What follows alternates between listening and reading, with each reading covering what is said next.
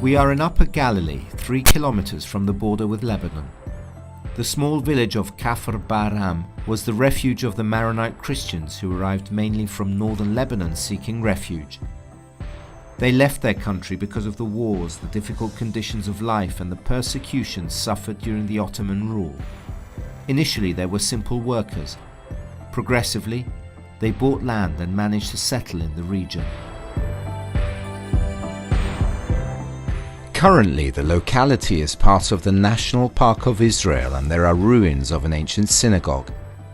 The lavish structure indicates that a prosperous Jewish community was present in the 4th and 5th centuries. It is also said that both Jews and Jews who converted to Christianity lived in the area. In the mid-20th century, the history of this place has changed its natural course.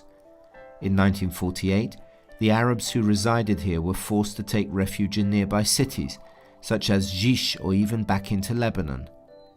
Several families saw their homes destroyed, were separated and made many attempts to return to Kafr Bar'am.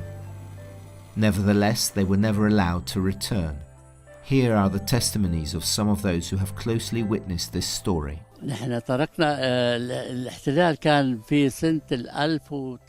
I was born in this village known as Kafr Bar'am. I was 21 when we left here. Our village was occupied on October 29, 1948. After the June 1967 war, we were allowed to come back once a year to pray. That's all. We faced challenges coming every Saturday to attend Mass. We hold meetings, have marriage celebrations, despite the serious restrictions, and despite the fact that it is declared a closed military zone. In the midst of the ruins, there are remains of the Maronite village of Kafr Bar'am, with the church that continues to be the spiritual center of this community. The memory of its inhabitants and the Christian traditions are intact. This village has always been a meeting point, a center of prayer, where the faithful come and praise God together, morning and evening. They participate in Mass and religious devotions conducted by priests and monks.